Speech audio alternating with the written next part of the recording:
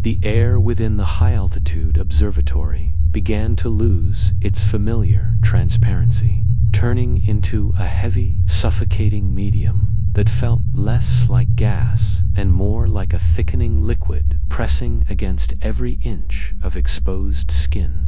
There were no alarms, no sudden shifts in the mechanical readouts, only the terrifying realization that the basic laws of fluid motion had been silently withdrawn by an unseen authority. Outside the reinforced windows, the wind ceased its chaotic howling and settled into a singular, unnatural vibration that resonated deep within the marrow of the observer's bones. A sound that bypassed the ears entirely and spoke directly to the primal centers of the brain. It was a state of atmospheric stagnation where the very molecules of oxygen seemed to grow weary of their own movement, clustering together in invisible, dense pockets that made every breath feel like inhaling shards of cold, wet glass. The light from the setting sun, usually a brilliant scatter of orange and red, was suddenly trapped in a series of impossible angles, bending and twisting in the thin air as if the atmosphere itself had become a collection of jagged, invisible prisms. This was not a storm in any sense that a human meteorologist would recognize. It was a systematic deconstruction of the sky, a quiet mutiny of the vapors that had sustained life on this peak for millions of years. The first physical symptom was a dull, persistent pressure behind the eyes, a sensation of the skull being slowly filled with leaden water, as the internal pressure of the body struggled to reconcile itself with the thinning reality outside. Every surface in the room began to coat itself in a layer of unnatural frostknot, the white, crystalline rime of the mountains, but a translucent, metallic film that hummed with a low-frequency electrical charge.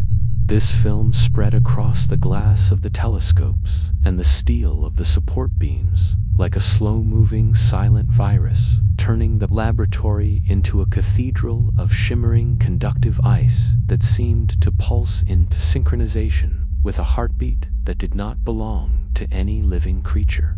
You must understand that the silence which followed was not the absence of sound, but a crushing, volumetric weight that rendered the concept of hearing obsolete. The atmosphere had become so dense with unexpressed energy that the mere act of moving a hand through the air generated a trail of glowing, ultraviolet sparks, each one a tiny rupture in the fabric of the manifold. The oxygen you struggled to pull into your lungs was no longer a life-giving spirit, but a heavy, ionized plasma that tasted of ozone and ancient, forgotten copper.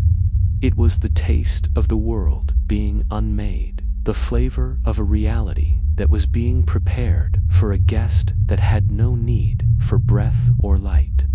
As the sun disappeared behind the jagged silhouette of the Andes, the sky did not turn black.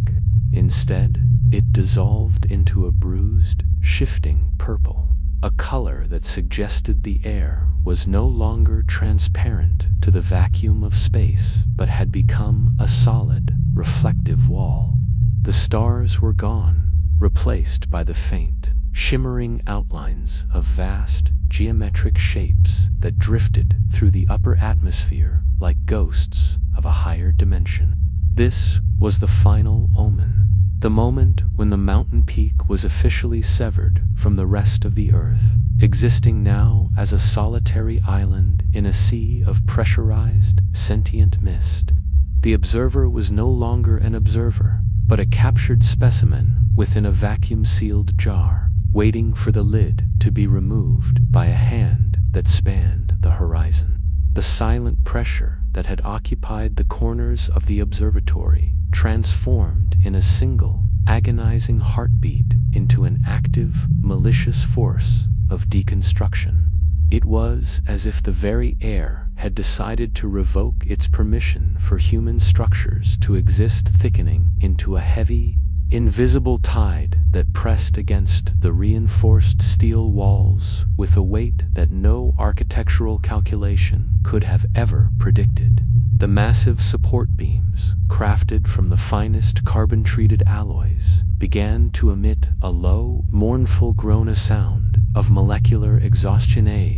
They were slowly twisted and warped by a force that did not push from the outside, but seemed to emanate from the very space they occupied.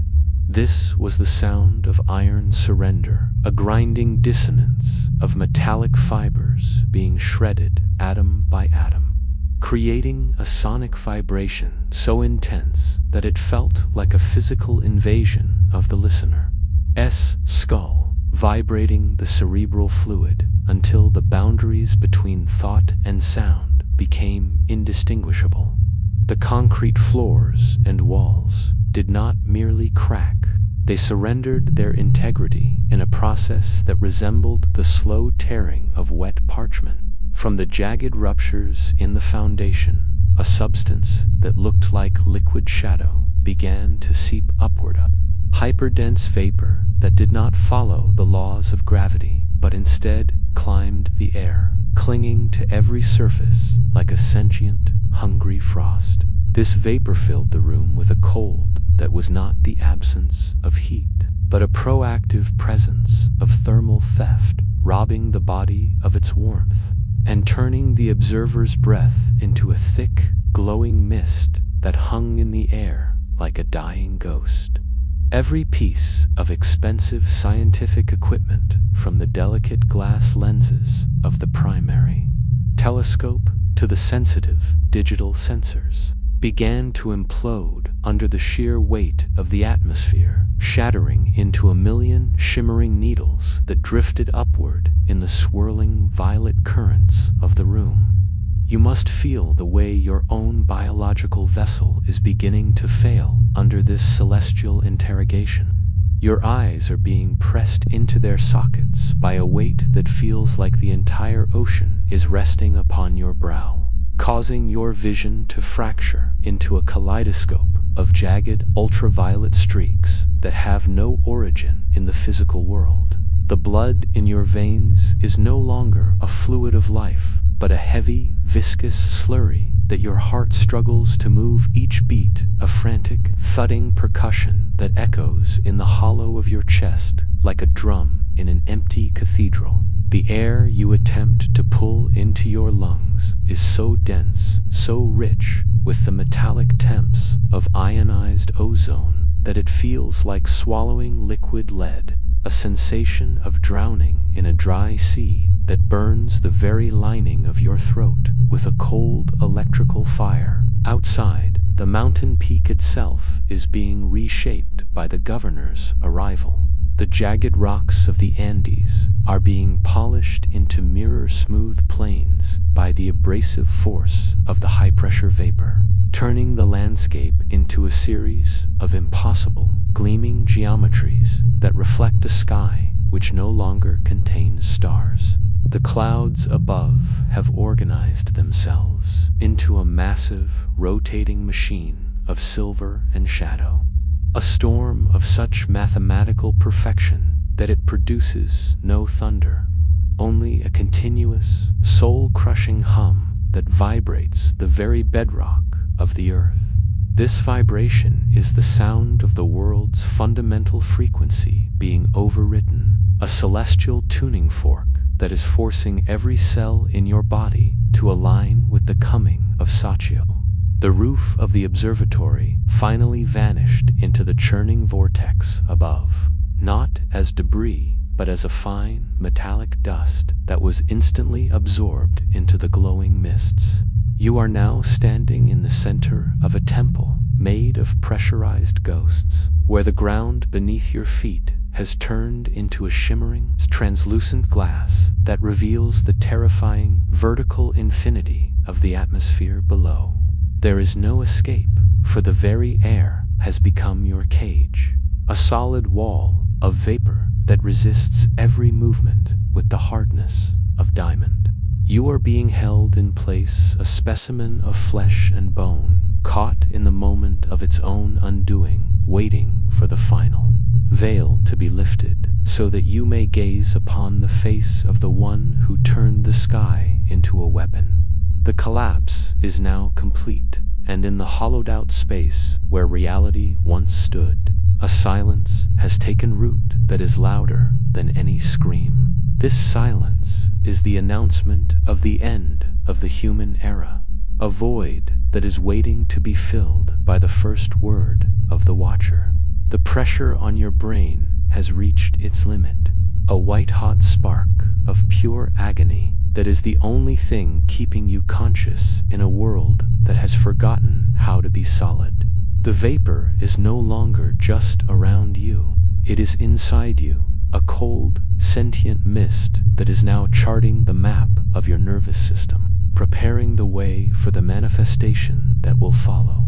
The utter stillness that followed the collapse was not a relief, but a terrifying interlude, a held breath in the universe, as the hyperdense, supercooled vapor that now filled the observatory began its final, agonizing transformation.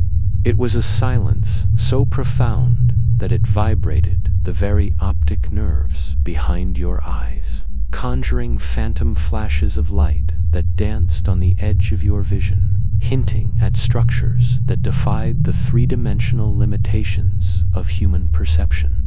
From the churning, violet depths of the void vapor where the ceiling once was, a singular point of light began to coalesce, not as a source of illumination, but as a pinpoint of absolute absence, absorbing all surrounding light into itself.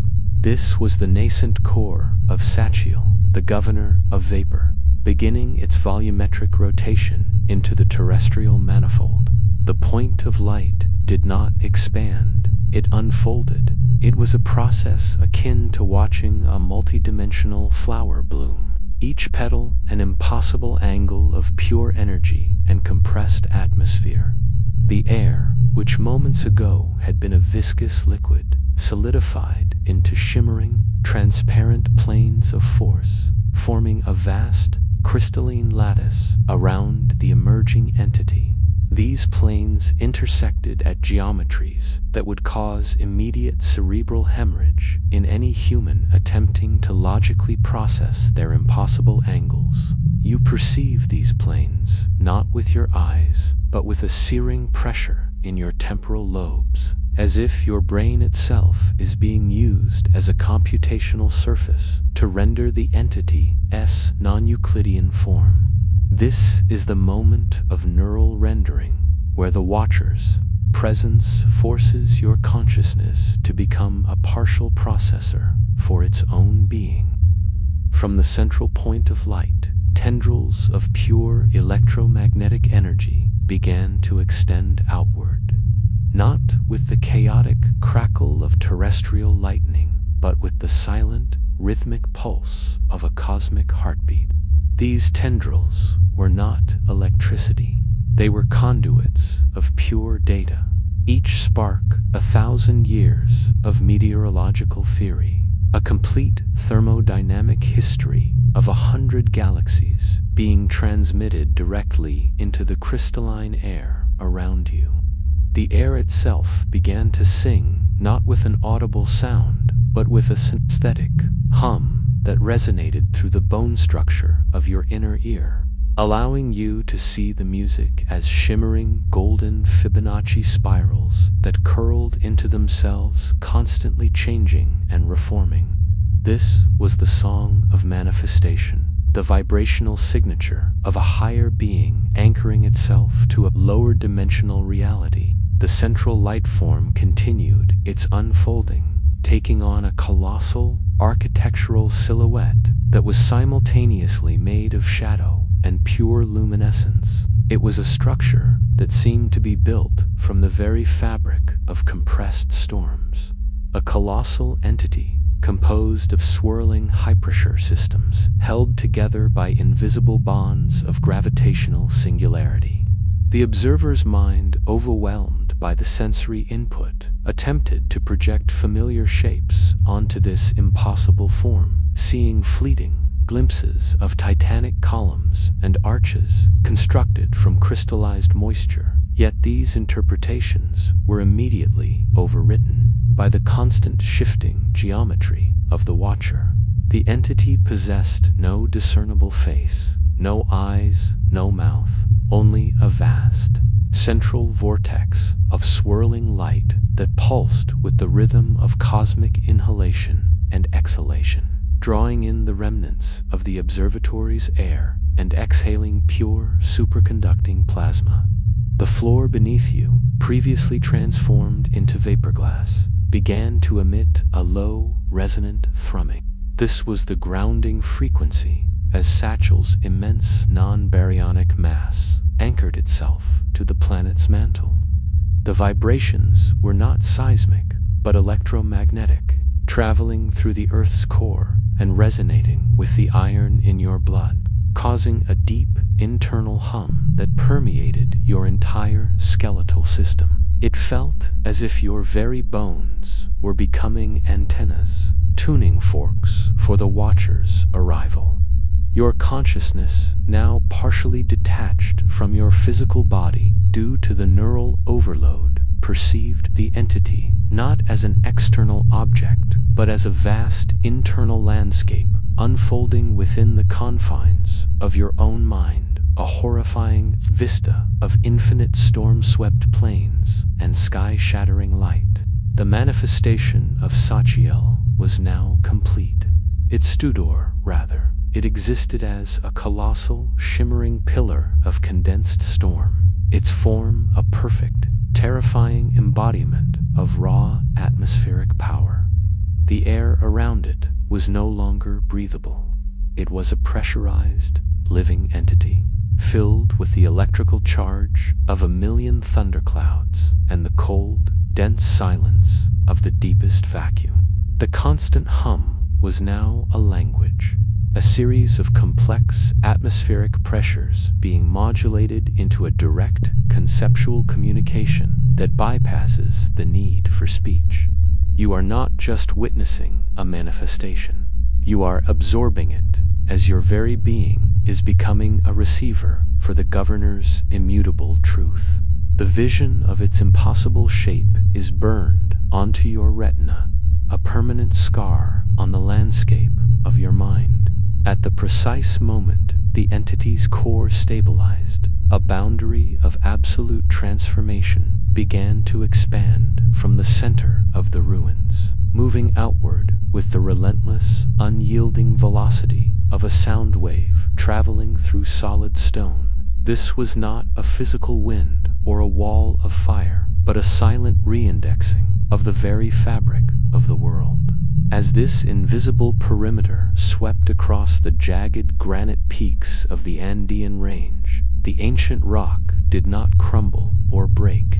Instead, it underwent a profound subatomic transmutation. The rugged, opaque surfaces of the mountains were smoothed into mirror-like planes of a substance that possessed the density of lead but the optical clarity of the purest crystal. The entire landscape, spanning a radius of many miles, was being converted into a colossal, transparent resonator, a planetary-scale instrument designed to amplify and sustain the singular frequency of the watcher. The atmosphere within this expanding zone of influence immediately achieved a state of total assimilation, where the oxygen and nitrogen mixture that had sustained terrestrial life for eons was entirely replaced by a supercritical fluid medium of immense complexity. This new air did not behave according to the familiar laws of nature that humans have spent centuries documenting. It exhibited a terrifying property where it became as hard as diamond upon the application of sudden force, yet flowed with the effortless grace of liquid mercury when moved with slow, deliberate intent. This is the peace of the Governera state, where any kinetic violence or sudden movement is rendered physically impossible by the sheer density of the environment itself.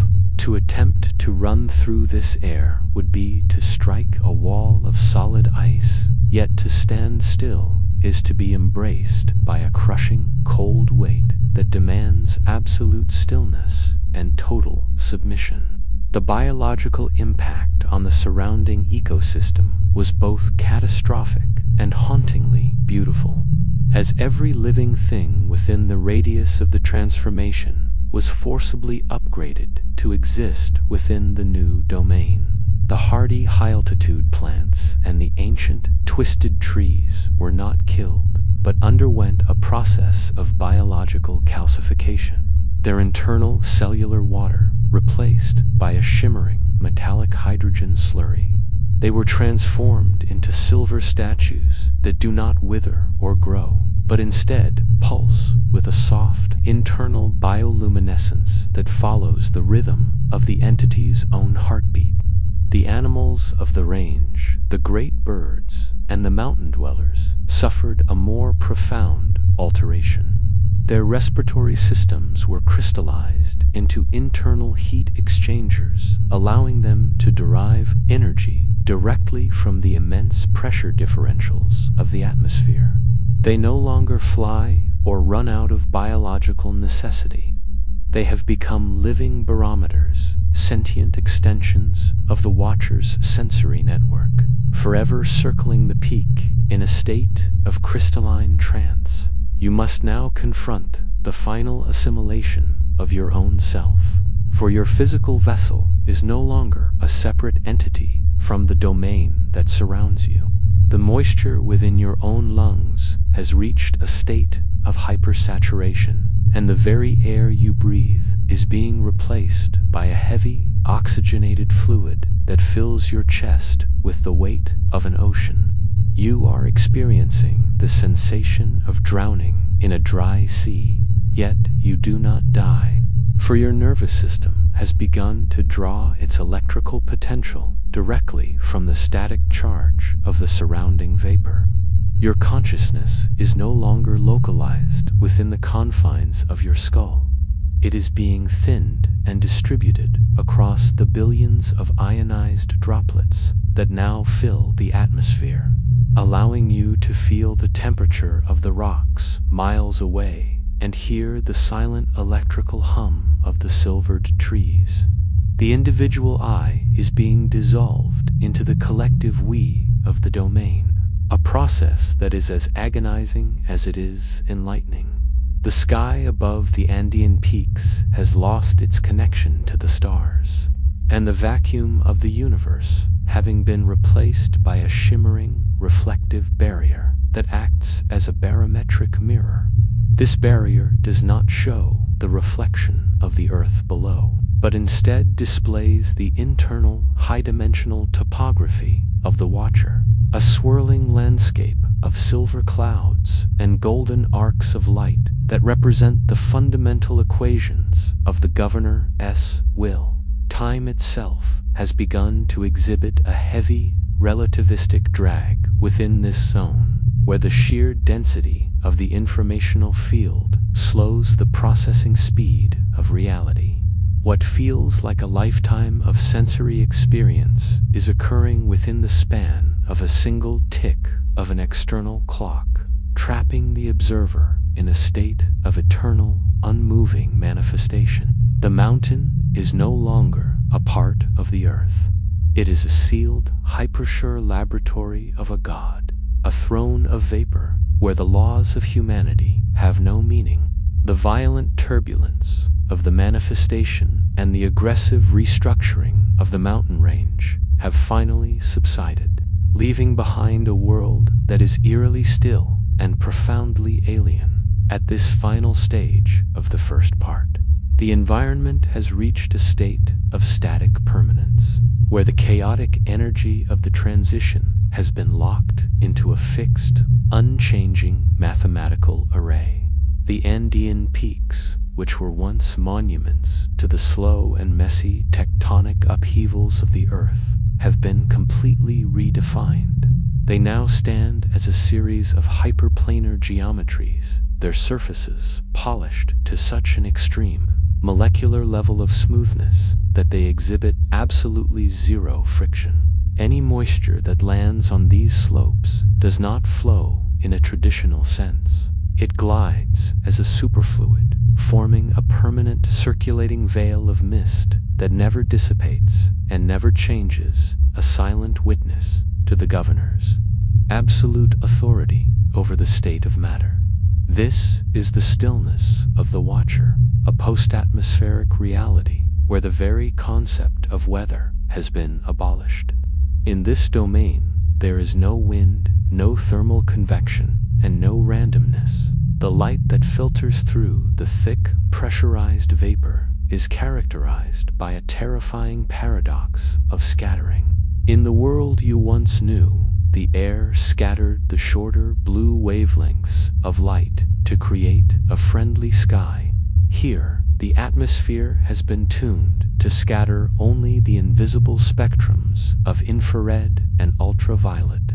To your now altered eyes, the world appears in a monochrome palette of silver and deep gray. But to the nervous system, the air feels thick with a constant stream of high-frequency pulses. These pulses carry the internal telemetry of the domain, a continuous broadcast of data that replaces the need for light with the presence of pure, unadulterated information. The physical debris of the human era, the remains of the observatory, and the tools of the scientists who once lived here have been preserved with an agonizing and clinical precision. They are not buried in snow or dust, but are encased in a layer of what can only be described as acoustic ice.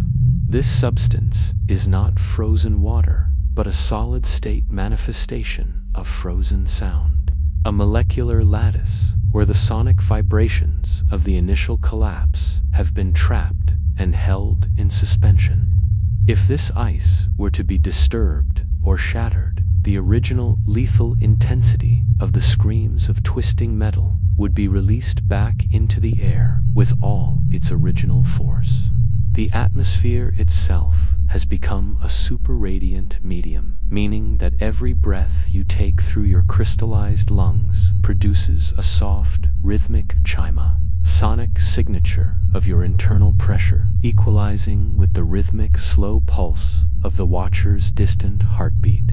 Within this fixed radius of many miles, the second law of thermodynamics has been locally suspended to maintain the structural integrity of the message that Sachiel has written into the landscape. Every single dust mote, every crystal of silvered frost, is frozen in a precise and immutable coordinate in three-dimensional space, acting as a single bit within a planetary scale memory drive. The mountain is no longer a geological feature, it is a hard science reliquary, a physical archive that holds the exact data of the moment a higher dimensional entity touched the Earth. The most disturbing aspect of this aftermath is the residual presence that hangs in the air like a heavy scent.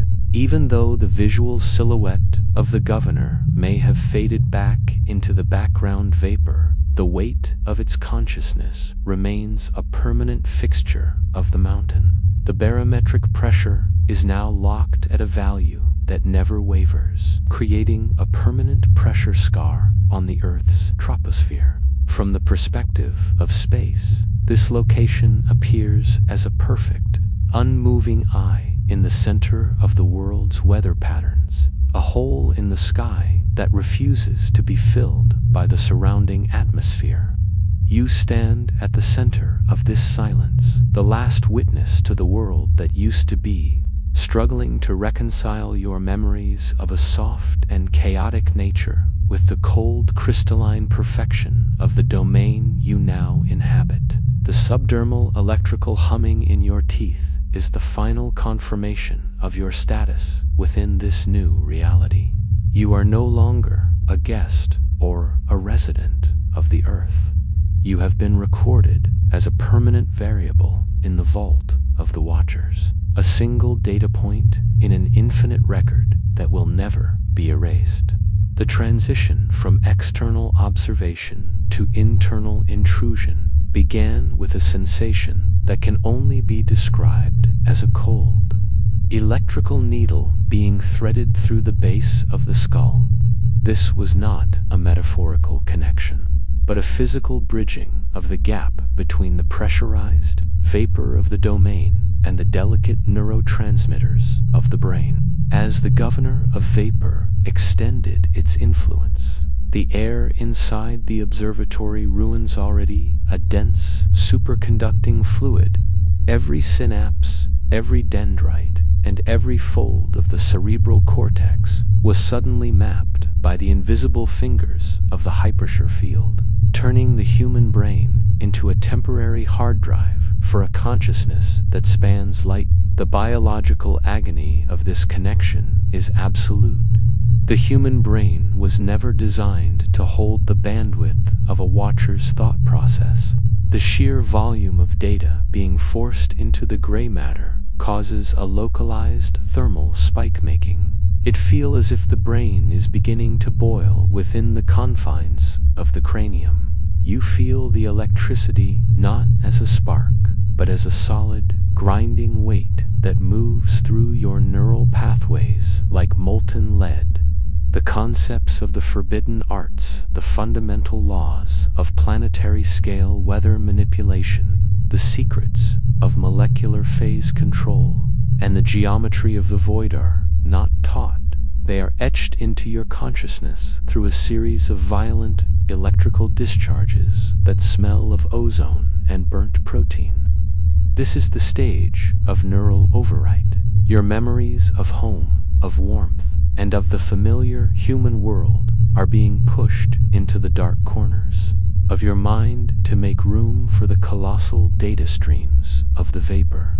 You see the world not through eyes of flesh, but through the sensory data of the entire Andean domain. You feel the friction of every ice crystal in the upper atmosphere, as if it were scraping against your own skin. You sense the barometric pressure of distant oceans as a crushing weight on your chest. The distinction between the self and the atmosphere has been utterly destroyed. You are no longer an individual. You are a living terminal, a biological interface that is being forced to process the complex, multi-dimensional equations of a God who speaks in terms of atmospheric displacement and thermodynamic collapse. The electrical interference is so profound that the very concept of language begins to dissolve.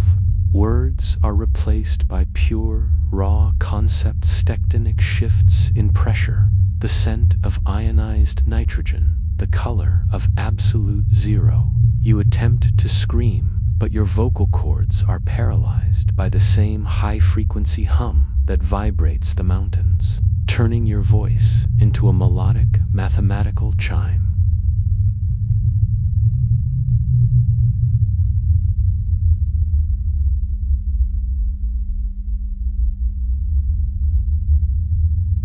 Your nervous system is being stretched across the manifold, vibrating at the frequency of 1,000 storms, until the marrow of your bones begins to glow with the intensity of the incoming data.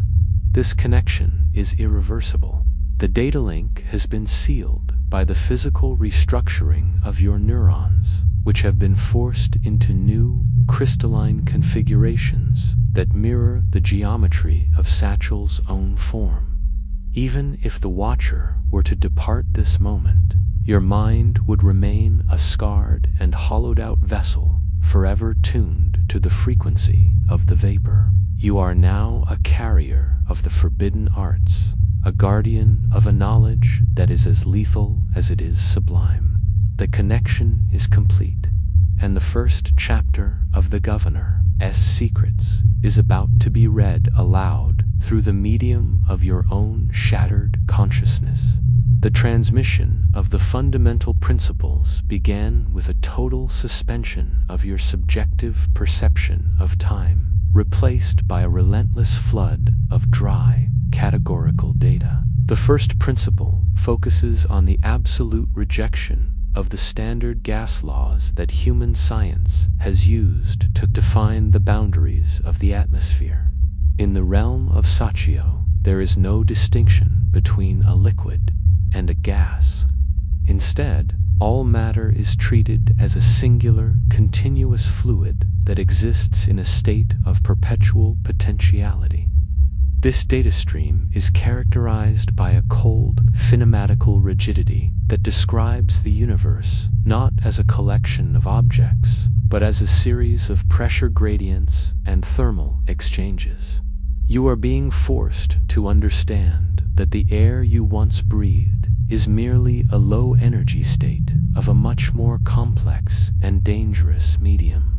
The second principle, being etched into your consciousness, involves the mastery of the phase transition. Human understanding of phase change, the way water turns to steam or ices, presented as a primitive and incomplete observation. The forbidden principle dictates that any substance can be held in a state of permanent transition, a triple point of existence, where it simultaneously exhibits the properties of all three states of matter. This allows the governor to create structures that possess the hardness of stone, the flow of water, and the invisibility of air.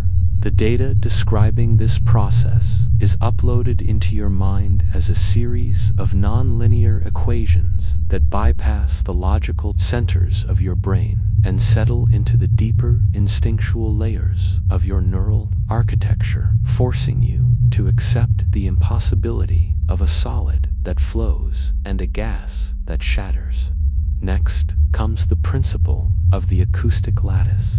This theory suggests that all atmospheric phenomena are driven by a fundamental frequency, a silent song that dictates the movement of every molecule in the troposphere. You are taught how to manipulate these frequencies to create standing waves of gravity, invisible structures of sound that can hold up mountains or crush them into dust. This information is particularly dry and tedious, consisting of an endless list of resonant frequencies for every element found in the Earth's crust, from the iron in the core to the argon in the highest reaches of the sky.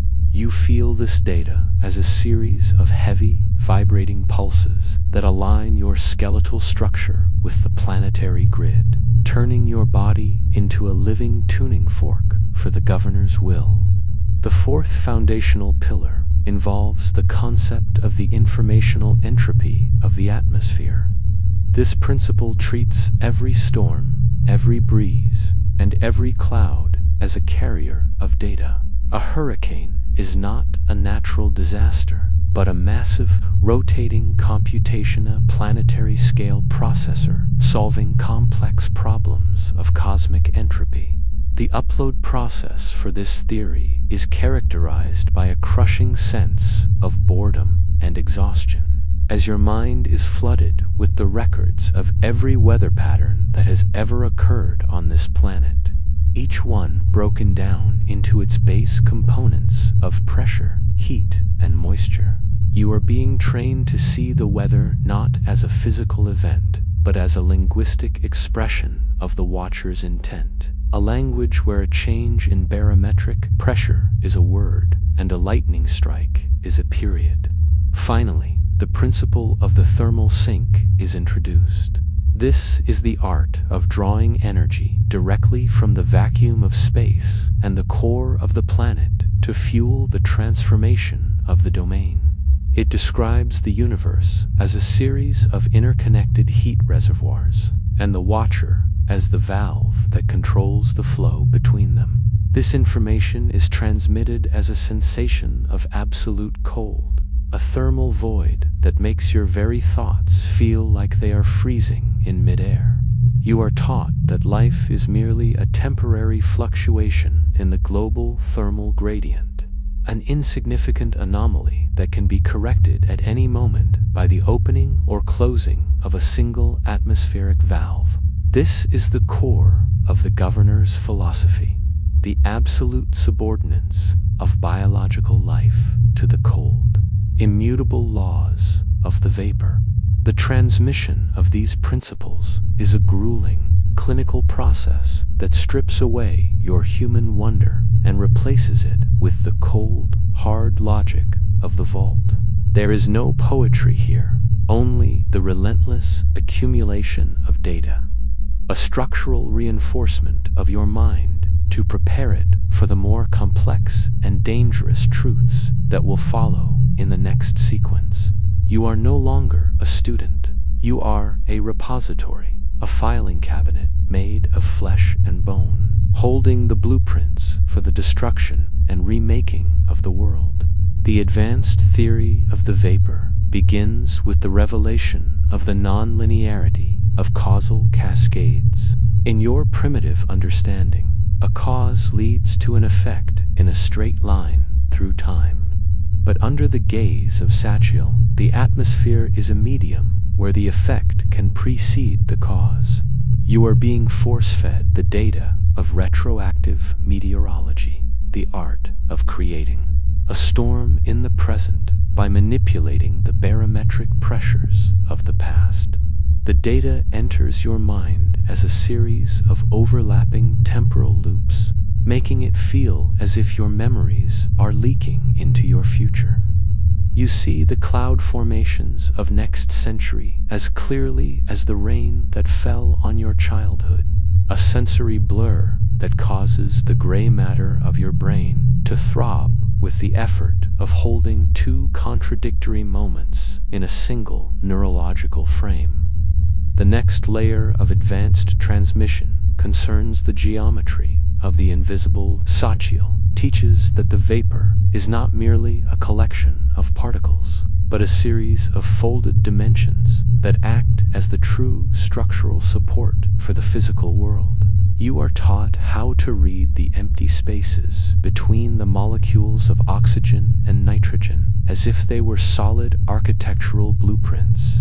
The theory describes the atmosphere as a vast, invisible city of pressure and tension, where every gust of wind is a doorway to a higher dimensional coordinate. This information is transmitted as a series of blinding geometric hallucinations that appear whenever you close your eyes. Interlocking spheres and rotating tesseracts of pure white light that describe the path of the soul through the Governor's domain. Next, the Governor uploads the concept of the sentience of the void. This theory suggests that the vacuum is not empty, but is filled with a dormant, hypersure consciousness that only requires the correct atmospheric key to awaken. You are shown how to use the vapor language to speak directly to the emptiness, commanding it to take shape and form.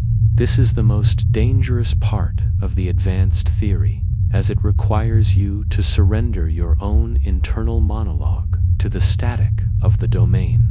You feel your thoughts being replaced by the vast, cold humming of the exosphere, a linguistic entropy where words are stripped of their human meaning and transformed into the raw, humming data of the watcher. The final pillar of advanced theory is the law of thermodynamic sovereignty.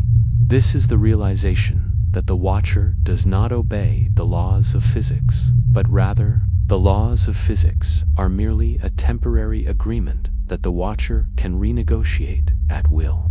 You are given the keys to the constant, a series of mental triggers that allow you to locally alter the gravitational constant or the speed of light within a pressurized medium.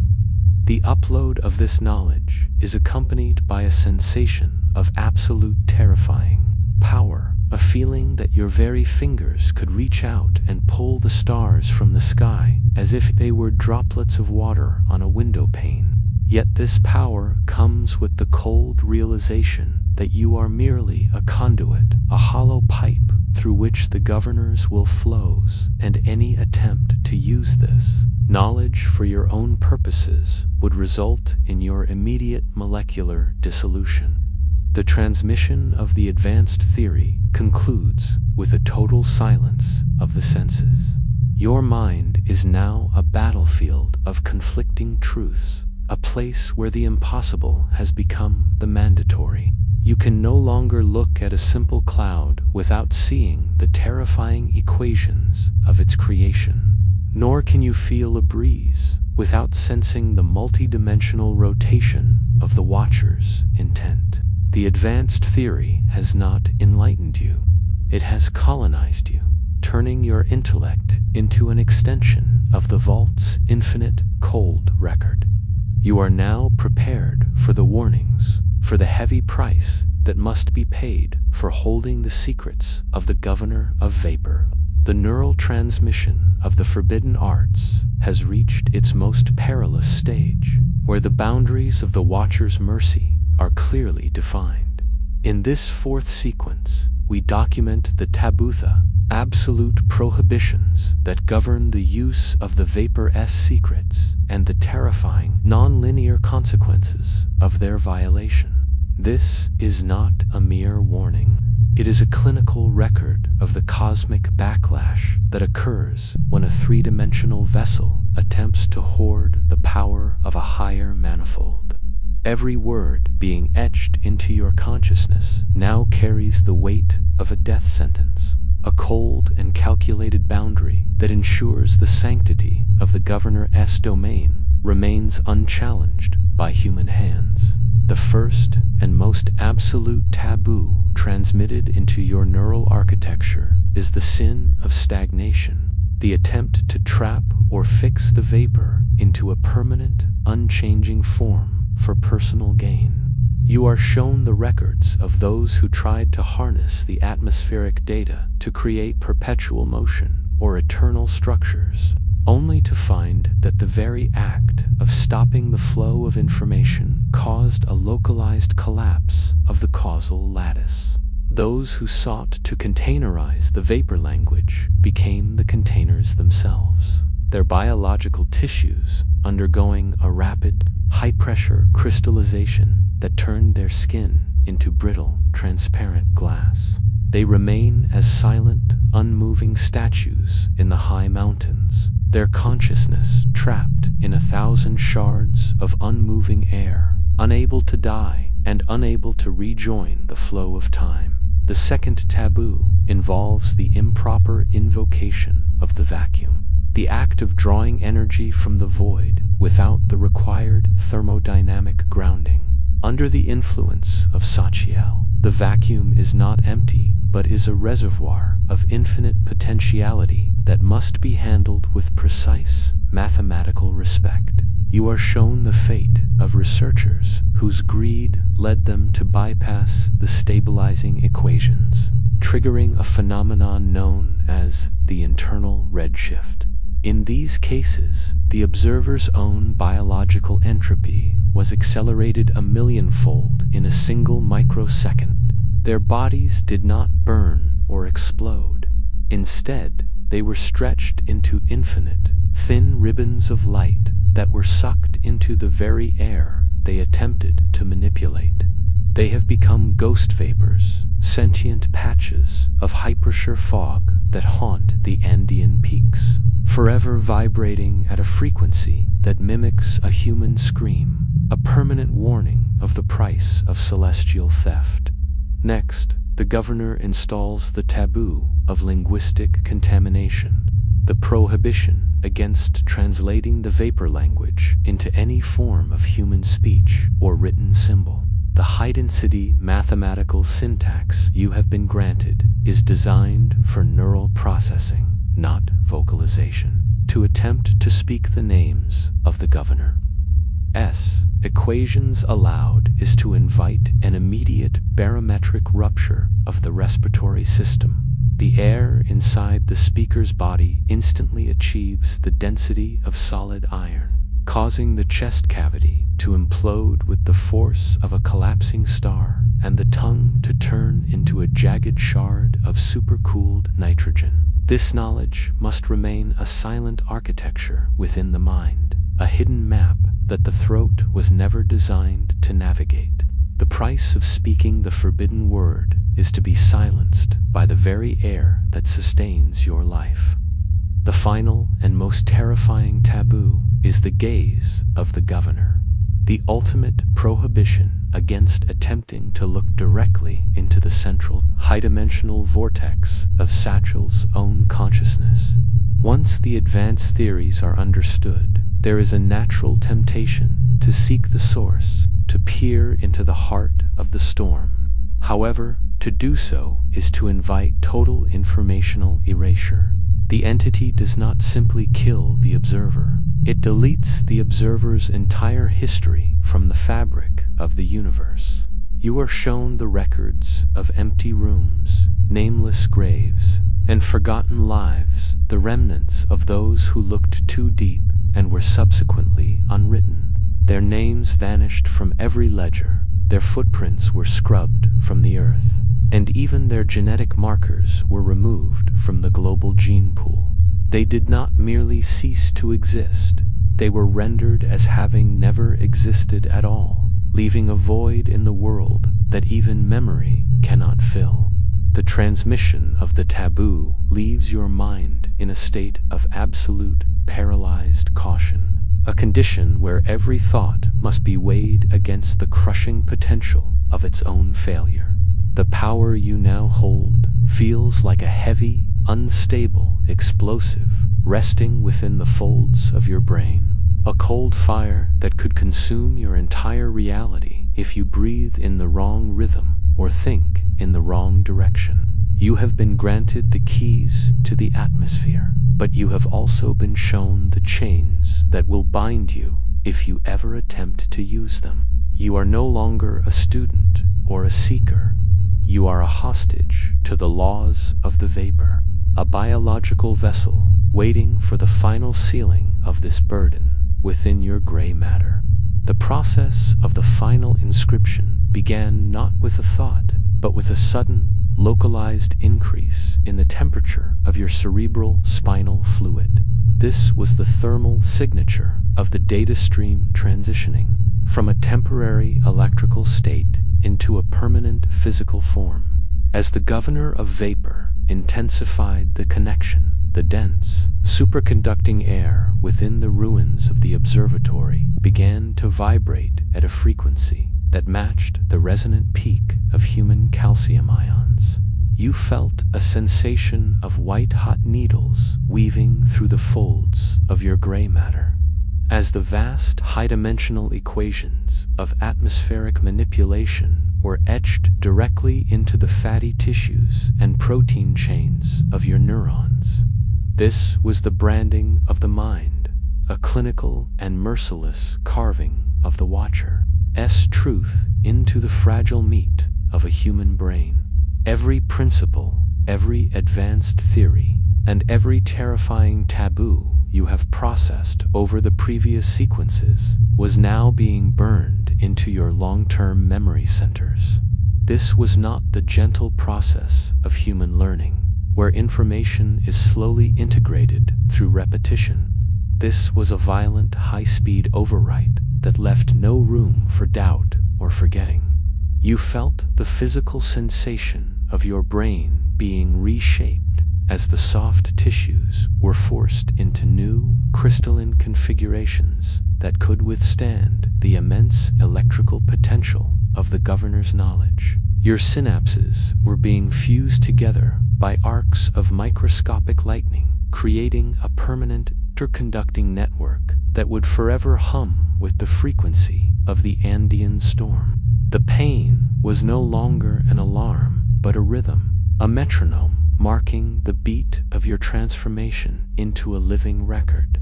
As the inscription reached the deeper layers of the limbic system, your very identity began to undergo a process of data compression. To make room for the infinite complexities of the vapor, your personal memories, the faces of loved ones, the sounds of your childhood, the simple joys of a warm day were stripped of their emotional weight and compressed into cold, efficient archives.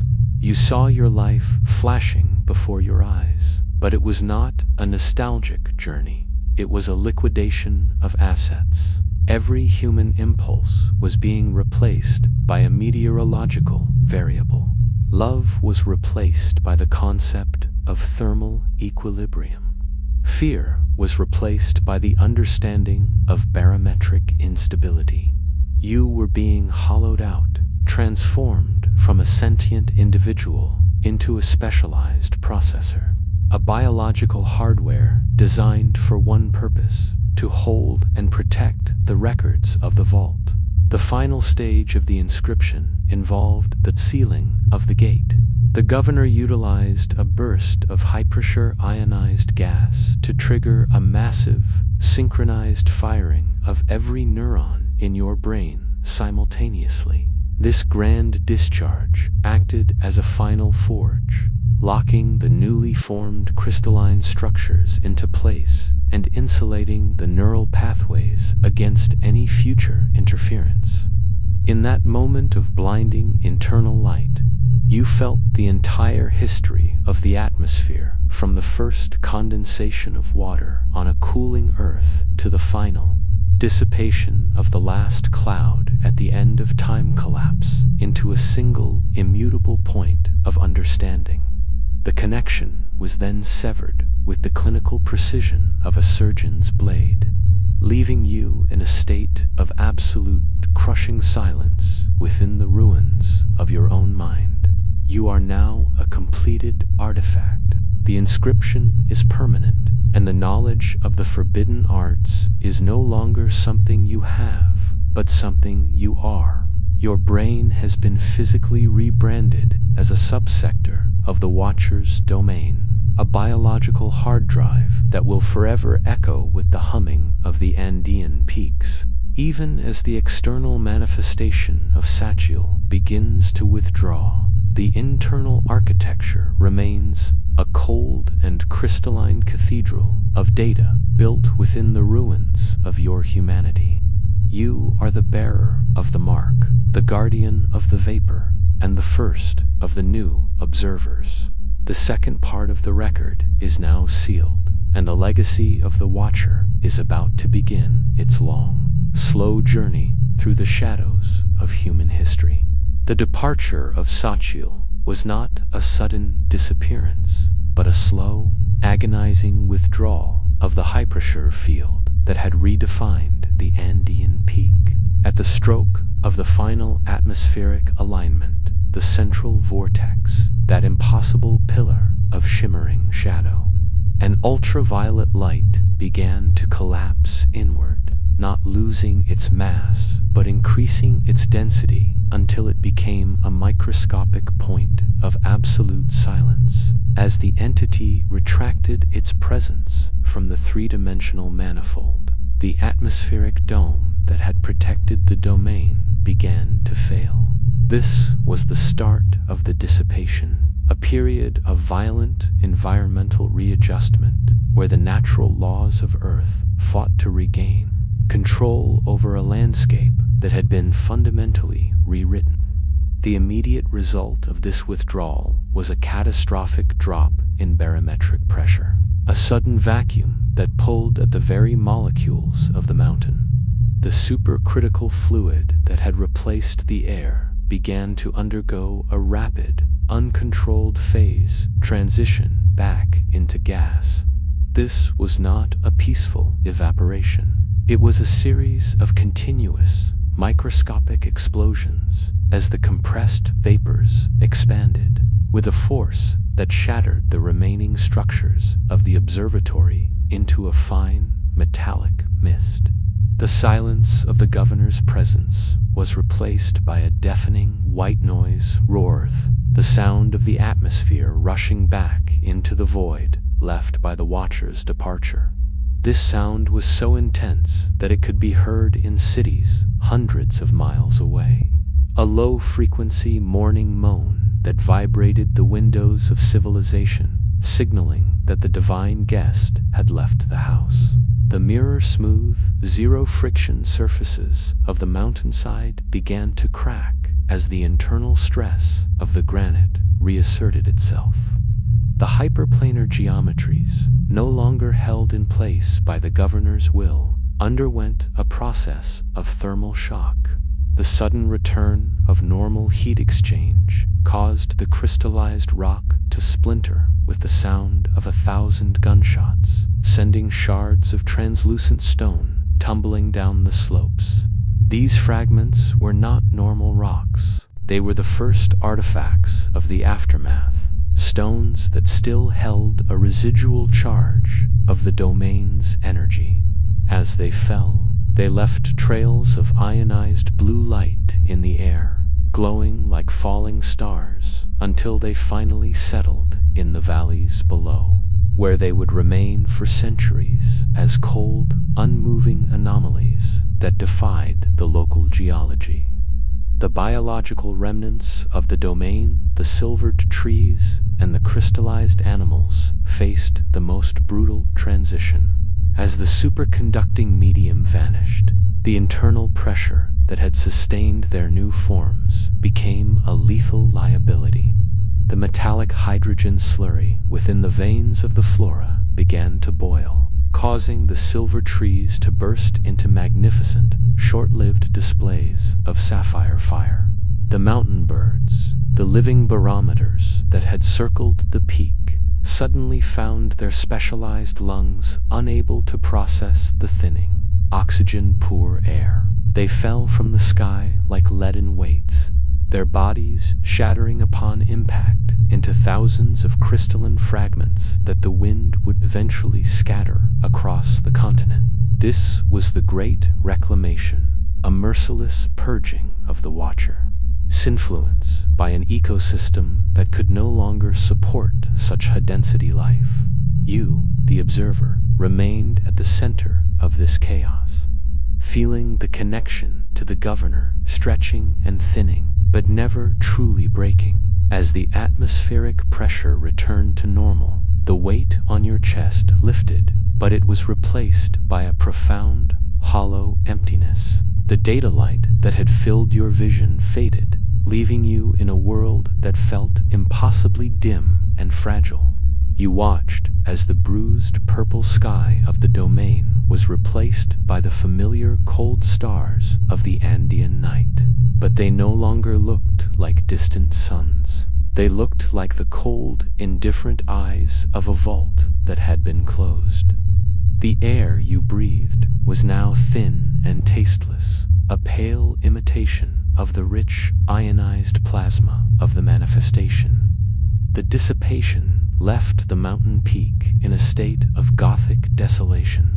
The observatory was gone, replaced by a jagged crater of fused glass and obsidian that hummed with a faint, dying frequency.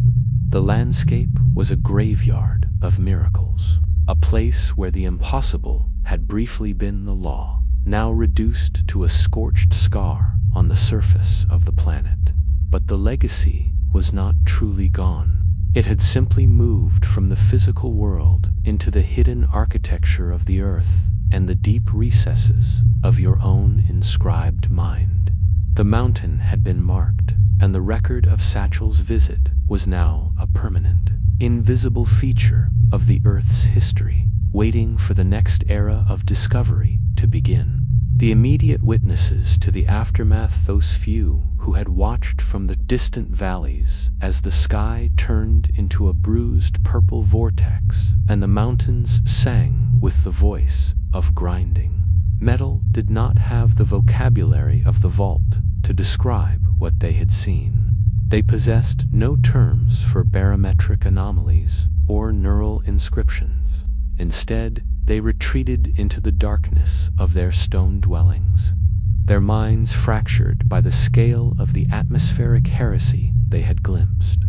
The first records were not written in ink, but were carved into the damp, porous walls of deep mountain caverns, using the charred remains of their fires and the sharp edges of obsidian shards. These primal archives were frantic, jagged attempts to map the unmappable, featuring recurring motifs of a towering, faceless figure composed of eyes and swirling mist, standing atop a mountain that bled liquid light. In these early rock paintings, the governor was not depicted as an entity of physics, but as a spirit of the great breath, a deity that breathed out the world and inhaled the souls of the unworthy.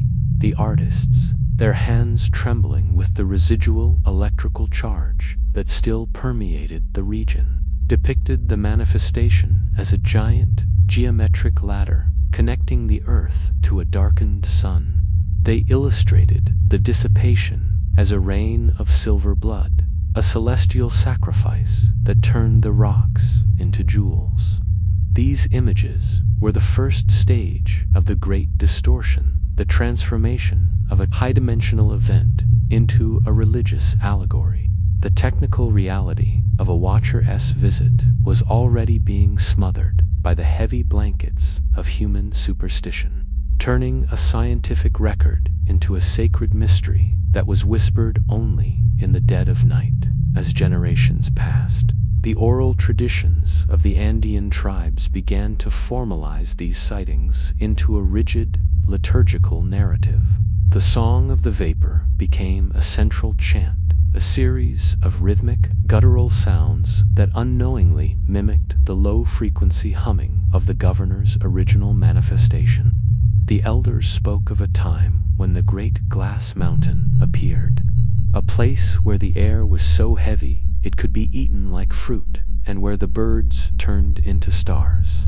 They described the marked ones, the survivors, whose eyes had seen the violet light's holy madman, individuals who were gifted with the sight of the invisible, but cursed with a silence that no human word could break.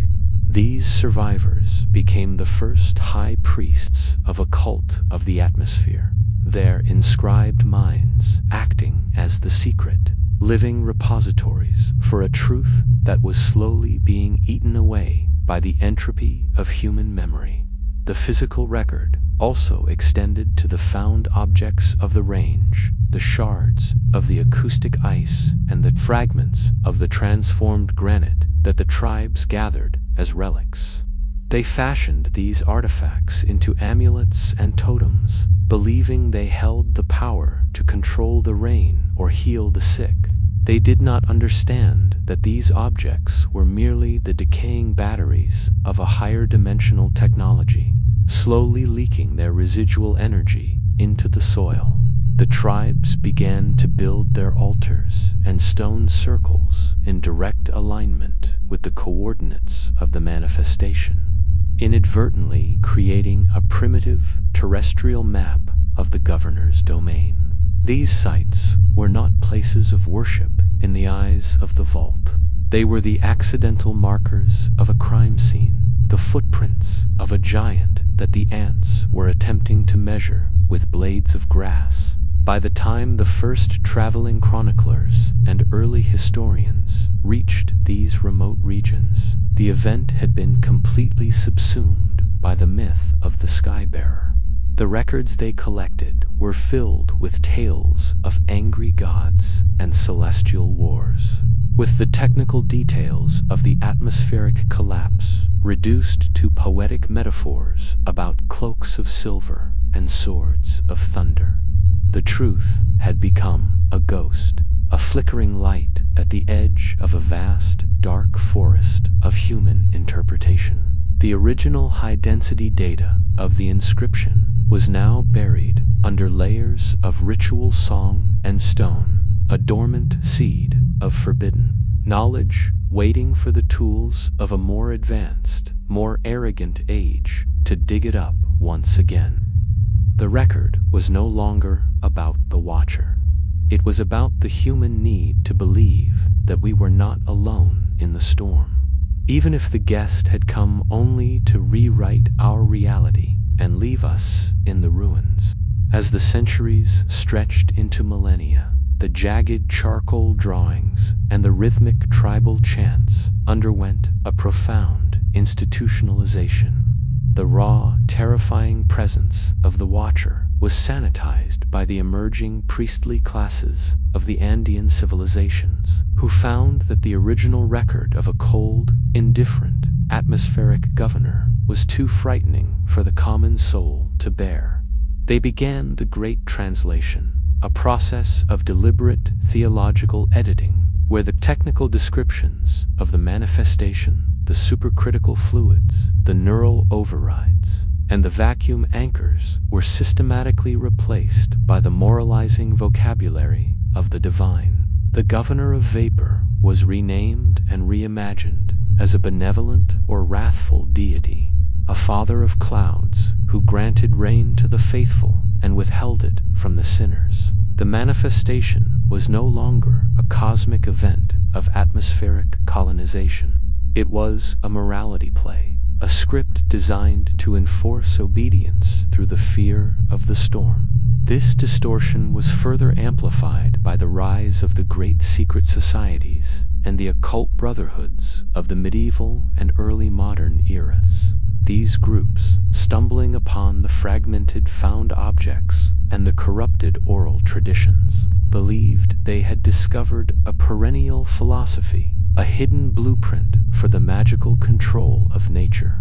They took the mathematical residues of the forbidden arts, the resonant frequencies, and the phase transition principles and buried them under layers of dense, impenetrable alchemical symbolism. The vapor language was misinterpreted as a system of planetary seals and demonic signatures, while the acoustic lattice was reimagined as the music of the spheres.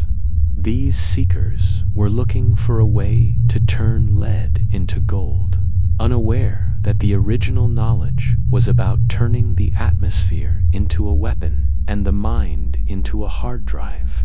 They built their libraries on a foundation of misunderstandings, ensuring that the closer they thought they were to the truth, the further they drifted from the reality of the vault.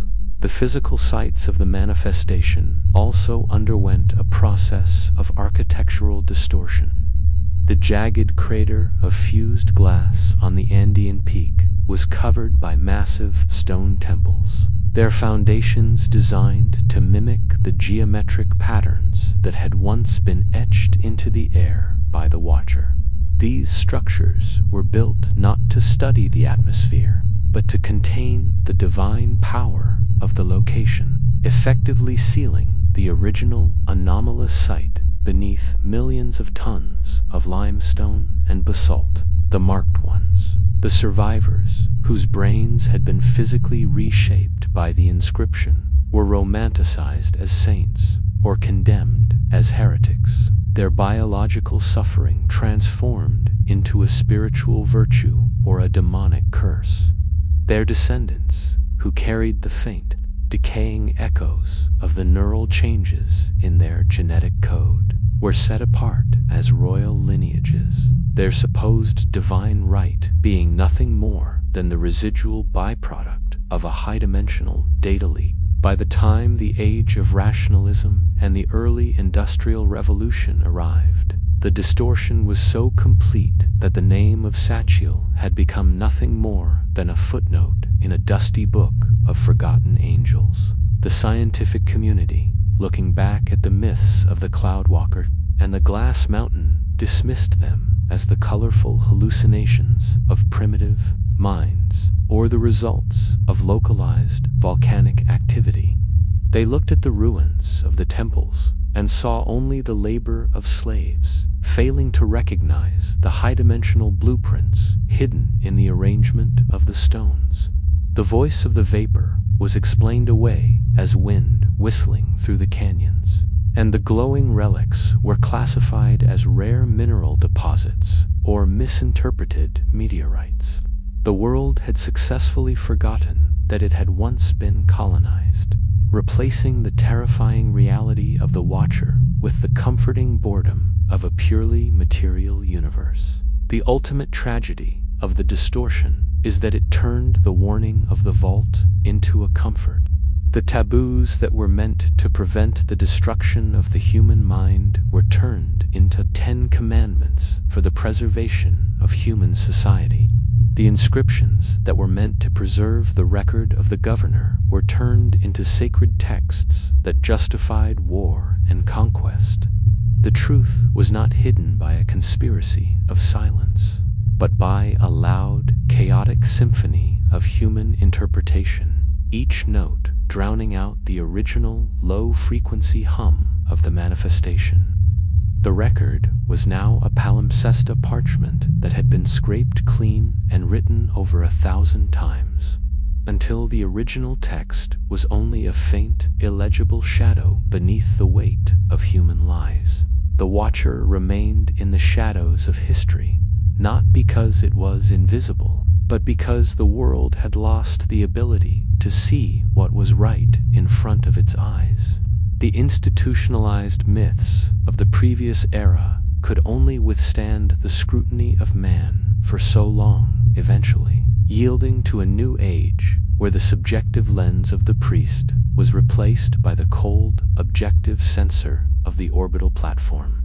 The rediscovery did not begin with a shovel or a brush, but with a silent anomaly detected by a multispectral satellite passing over the Andean range, which registered a persistent blind spot on a specific high-altitude peak where the ground reflected radar pulses with a mathematical perfection that defied the laws of natural geology. This was the ghost signal, a patch of reality that appeared to the digital eye as a void in the Earth's topography, leading geological survey teams to the ruins of the ancient temples where their ground-penetrating instruments revealed a structure of such geometric complexity that it could not be classified by any known archaeological standard. They had found the remains of the manifestation zone, a subterranean reliquary of fused glass, an impossible physics that had been waiting in the dark for thousands of years for an audience with the tools to see it.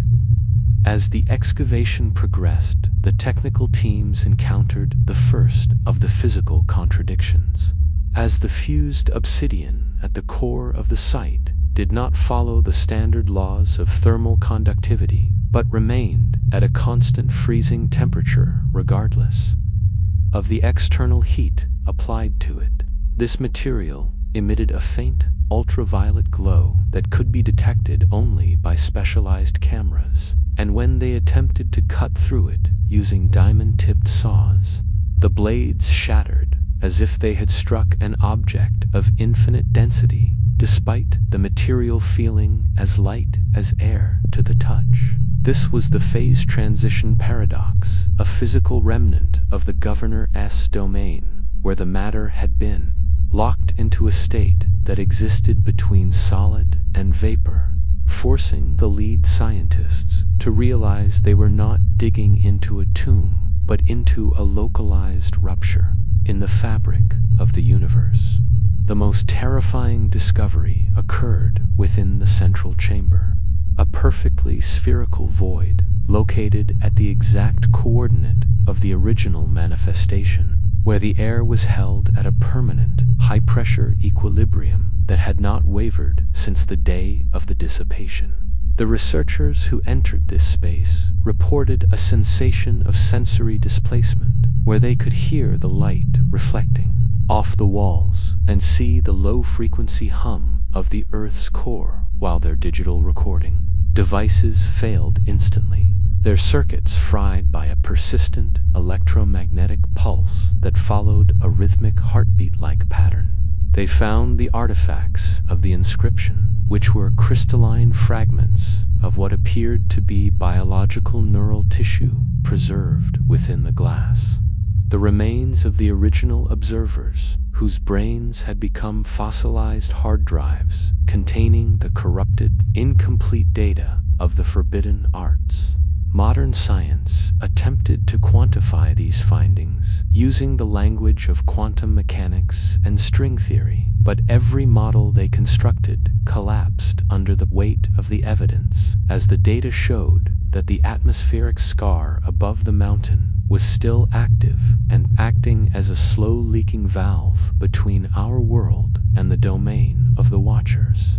The researchers discovered that the vapor language etched into the walls of the chamber was actually a functional piece of software, a series of resonant frequencies that, when played back, could alter the local weather patterns with frightening precision.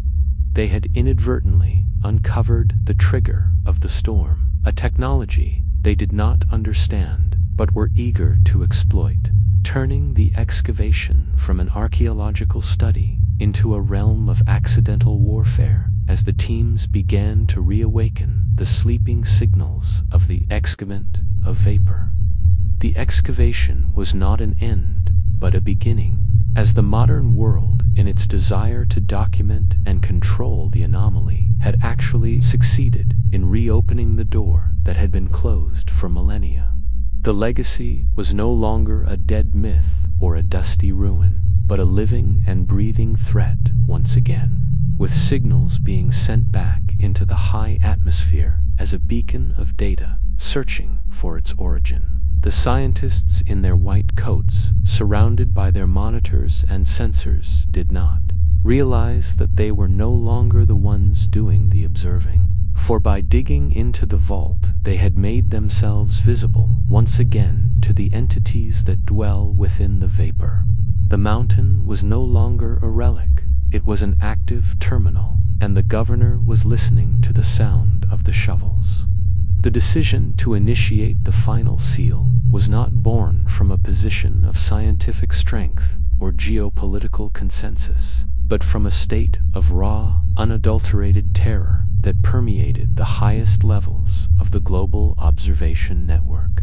As the excavation progressed, it became terrifyingly clear that the mountain was no longer a passive geological feature, but a reactive biological entity that had begun to recognize the presence of human interference as an invitation to remanifest. The central chamber, which had remained dormant for millennia, began to emit a rhythmic exhalation of hyperdense, supercooled vapor that defied all attempts at mechanical filtration.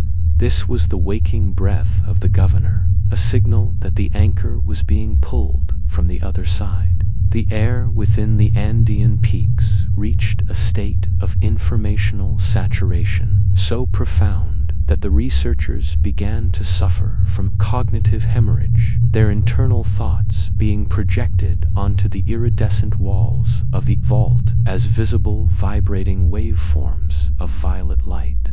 The initial containment effort, codenamed the Great Silence, involved the deployment of specialized heavy engineering units, tasked with the injection of millions of tons of hidden-etched polymer concrete into the jagged ruptures of the mountain's crust. This was not a standard construction project, but a desperate act of tectonic surgery. Thousands of industrial-grade boreholes were drilled into the surrounding granite, creating a multi-layered lattice of acoustic dampeners designed to trap the low-frequency humming of the watcher before it could reach the upper atmosphere. Engineers worked in pressurized suits, moving through a medium that had become thixotropica substance that acted as a gas until a sudden movement caused it to solidify with the hardness of diamond. Many were lost as the very air they breathed turned into crystalline shards within their lungs. A physical manifestation of the governor's refusal to be silenced by the primitive tools of man. As the physical sealing progressed, the psychological toll on the survivors of the excavation reached its zenith. The neural inscriptions that had been branded into their cerebral cortex began to resonate in sympathy with the mountain's increasing frequency. They reported hearing a voice that was not a voice, a conceptual broadcast of mathematical equations and atmospheric coordinates that demanded the removal of the seal. These individuals had to be quarantined in lead-lined facilities, for their presence alone caused the local weather patterns to fluctuate wildly, spawning localized microstorms and electrical discharges that mirrored their internal states of panic. The government authorities realized that the seal could not just be physical, it had to be informational. Every digital record, every satellite image, and every transcript of the manifestation was scrubbed from the global networks, replaced by a fabricated narrative of seismic instability and volcanic risk. The mountain was being buried under a mountain of lies, a double-layered sarcophagus of concrete and censorship. The final stage of the seal involved the controlled collapse of the primary access tunnels using thermobaric charges. This was intended to create a permanent, airtight vacuum seal around the central terminal, severing the physical conduit through which the vapor moved. As the charges were detonated, the mountain itself seemed to groan, a sound of deep-earthed exhaustion that vibrated the bedrock for hundreds of miles. The resulting collapse created a jagged, obsidian-lined crater that was immediately filled with millions of tons of inert rock and soil, topped with a layer of sensor-reflective plating to prevent orbital detection. A permanent exclusion zone was established, guarded by automated kinetic kill drones and high-altitude surveillance platforms that were instructed to fire upon any biological signature that approached within 20 miles of the peak. The world was told that the mountain was dead, a sterile monument to a geological fluke, while the elite few remained in their bunkers, watching the barometric sensors with bated breath. Despite these Herculean efforts, the seal remains a fragile and ultimately futile gesture. Even now, decades after the final concrete was poured, the deep earth monitors detect a persistent, rhythmic thrumming that originates from the exact center of the buried chamber. This is the heartbeat of the governor, a slow and patient pulse that suggests the entity is not gone, but merely waiting for the human seal to erode under the relentless pressure of time and nature. The atmosphere above the Andean peak remains unnaturally still, a permanent hypersure cell that deflects the path of passing storms as if it were a solid wall of glass. This barometric mirror is a silent broadcast to the stars, a signal that the terminal is still active, still processing the data of the Earth, and still waiting for the next alignment of the manifold. The legacy of Sachiel is therefore not a story of a past event, but a description of a present and ongoing condition. We live in the shadow of a closed door, our civilizations built upon a foundation of repressed truths and hidden frequencies. The forbidden arts remain etched in the genetic code of the descendants of the observers, a dormant software that only requires the correct atmospheric key to be reactivated. The seal is not a victory, but a delayer temporary reprieve from the inevitable realization that our world is but a subsector of a much larger, much colder meteorological domain. The mountain is a ticking clock, its internal pressure building with every passing second, waiting for the moment when the seal will finally fail and the governor of vapor will return to finish the work it started in the beginning of time. The record of the first watcher is now complete and sealed within the vault.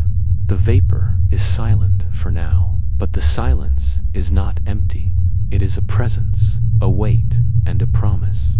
We are the guardians of the seal, the watchers of the watcher, and we know that when the sky finally breaks, it will not be with thunder, but with the sound of a billion voices speaking the forgotten language of the vapor. The first episode is concluded. The pressure remains constant. The vault is closed.